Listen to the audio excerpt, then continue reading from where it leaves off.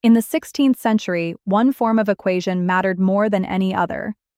A cubic with no square term is called depressed. Every cubic can be brought to that form by a shift of the unknown. Two coefficients describe it, one multiplying the unknown and one constant.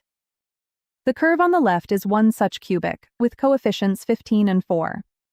It crosses the horizontal axis 3 times, so it has 3 real roots. One root is 4. 4 cubed is 64, and 15 fours plus 4 is also 64. All 3 roots are real numbers. The same cubic is drawn again, with its 3 roots marked. Scipione del Ferro, at Bologna, solved this form around 1515 and did not publish it. Tartaglia obtained the method independently a generation later, and Cardano printed it in 1545, crediting both. The derivation begins with a substitution. Let the root be a sum of 2 unknown quantities. Cubing that sum gives their 2 cubes together with a term that still contains the sum. Comparing that expansion with the depressed cubic identifies each part in turn. 3 times the product of the 2 quantities is the coefficient of the linear term. Their sum is the root itself, and the sum of their cubes is the constant term. The sum of the 2 cubes and their product are both known, and a sum and a product determine a quadratic, so the 2 cubes are its roots. The discriminant of that quadratic is the quantity that will stand under the square root in the formula. The same cubic, and the formula the substitution produced. Solving the quadratic and taking cube roots gives the root of the cubic in closed form. The derivation is exact at every step. One quantity in that expression decides whether the formula can be evaluated, the discriminant under the square root. For this cubic, the discriminant works out to 4 minus 125, which is minus 121. Squaring a real number never gives a negative result, so that square root does not exist on the number line. The curve nevertheless meets the axis at 4, and that root satisfies the equation exactly. The formula is therefore correct, and within the real numbers, impossible to evaluate. The same curve is drawn once more, with the root at 4 marked. Raphael Bombelli resolved the difficulty in 1572. The square root of the negative number is kept as a symbol and the calculation is continued. The square root of minus 121 is written as 11 times a symbol whose square is minus 1. Cubing 2 plus that symbol, by the ordinary rules of algebra, gives 2 plus 11 of the same symbol. Reversing that symbol and repeating the expansion gives the second cube. Those are exactly the 2 cube roots the formula requires. Adding them cancels the imaginary parts and leaves 4. The imaginary quantity appears in the middle of the calculation and is absent from the result. The real numbers fill a line, and the new quantity does not lie on it. This is the symbol the whole lesson rests on. The symbol J is called the imaginary number. The word imaginary is historical. The quantity is not a number on the real line, and it is not an error to be removed.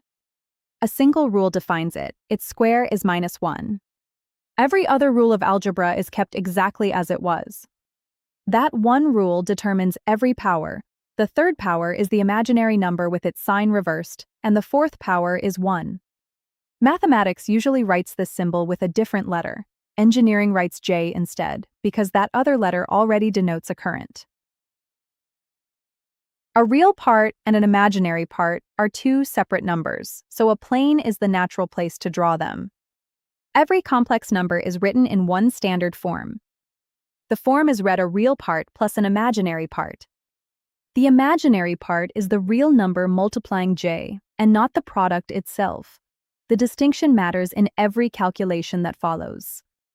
2 names select the 2 parts, the real part and the imaginary part. The first worked number has real part 4 and imaginary part 3. The second has real part 1 and imaginary part minus 2, so it sits below the axis. The 2 numbers are drawn again as arrows from the origin. Addition keeps the 2 parts separate, real with real, imaginary with imaginary. Subtraction works the same way, part by part. For the 2 worked numbers, the sum has real part 5 and imaginary part 1. The difference has real part 3 and imaginary part 5, because subtracting a negative part adds. On the plane, the sum is the fourth corner of a parallelogram, as it is for vectors in mechanics. The same two numbers are drawn on a wider plane because their product does not fit beside them. Multiplication mixes the two parts, and one of the four terms changes sign. Applying it to the two worked numbers takes one line of ordinary expansion. Four terms result, and the last carries the square of j. That square is -1, so the last term becomes +6, and the product is 10 minus j5. Two imaginary parts multiplied together give a real number, and that is what makes the system closed. Two further definitions complete the rectangular picture. Reversing the imaginary part gives the conjugate, which is the mirror image across the real axis. Multiplying a number by its own conjugate removes the imaginary part entirely. The square root of that product is the magnitude, and it is Pythagoras on the two parts. For the worked number, the two parts are 4 and 3, so the magnitude is exactly 5. The magnitude is therefore the distance from the origin to the point. Division is carried out by clearing the denominator with the conjugate. Multiplying numerator and denominator by the conjugate of the denominator changes nothing because it is multiplication by 1. The denominator then becomes a number times its own conjugate, which is real. For the second number, that product is 5. The numerator is an ordinary multiplication, and it gives -2 plus j11. Dividing each part by 5 completes the division, and the quotient lies above and to the left of both numbers. A point on the plane can be reached in a second way, a distance out from the origin, after a turn through a given angle. That second way is written as a length times an exponential, and the exponential is derived from its own series. The form is read a length times a turn. The angle is measured from the positive real axis, turning towards the point. The length is the magnitude, and the angle follows from the ratio of the two parts. For the worked number, the length is 5, and the ratio is 3/4. The tangent ratio does not distinguish the two halves of the plane, so a point with a negative real part requires pi added to the angle. The unit circle matters more than any other because every point on it is 1 unit from the origin.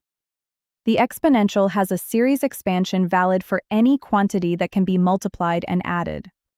Substituting j times an angle into that series is permitted because j multiplies and adds like any other quantity. The powers of j repeat every fourth term, so the series separates into a real half and an imaginary half. Those two halves are the cosine series and the sine series. The exponential of an imaginary angle is therefore a cosine plus j times a sine, which is the Euler formula.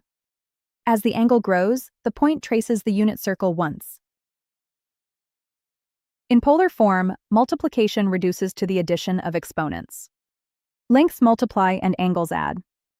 Take a number of length 2 at an angle of pi/3 and one of length 3 at pi/6.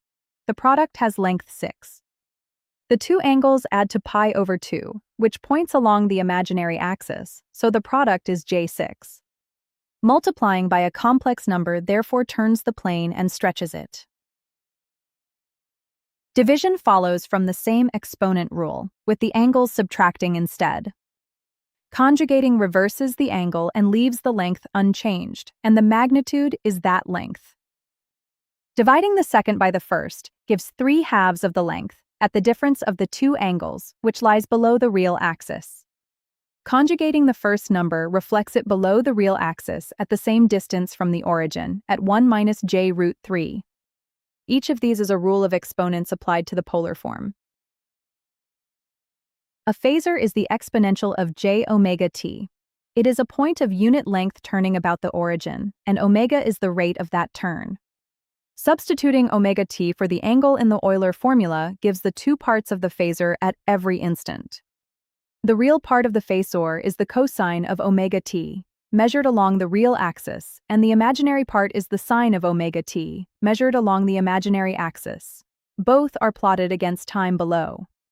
As time increases, the angle grows in proportion to it. The point travels round the circle, and the two shadows trace out the two waves. A single exponential therefore carries a cosine and a sine at once, which is why the phasor is used in place of either. The phasor and its two parts are written again on the left. Replacing omega t by its negative reverses the sense of the turn. The cosine is unchanged, and the imaginary part is negated, so the second phasor is the mirror image of the first in the real axis. Adding the two lines cancels the imaginary parts and leaves twice the cosine. On the plane, the two phasors close a rhombus whose diagonal is that sum, and it lies along the real axis. Dividing by 2 gives the first of the two inverse Euler formulas. As the two phasors turn in opposite senses, their sum stays on the real axis at every instant. Its length is twice the cosine of omega t, and once the pair passes the imaginary axis, that sum reverses and points the other way. A real cosine is therefore carried by two phasors of half amplitude, one turning forwards and one turning backwards, and it takes negative values exactly when their sum points to the left. The same two phasors are drawn again, and this time they are subtracted. Subtracting a complex number is adding its negative, and taking the negative turns it through half a turn. The second phasor swings round to the opposite side of the circle. Adding the reversed phasor to the first one cancels the real parts instead. The two close a rhombus whose diagonal runs straight up the imaginary axis, and its length is twice the sine of omega t. Dividing by 2j gives the second inverse Euler formula. As the pair turns, the diagonal stays on the imaginary axis and its length follows the sine of omega t, downwards as well as upwards. The same two phasors therefore give a cosine when they are added and a sine when they are subtracted, and each of those takes negative values over half of every turn. That pair of results is what carries a real wave into the complex plane.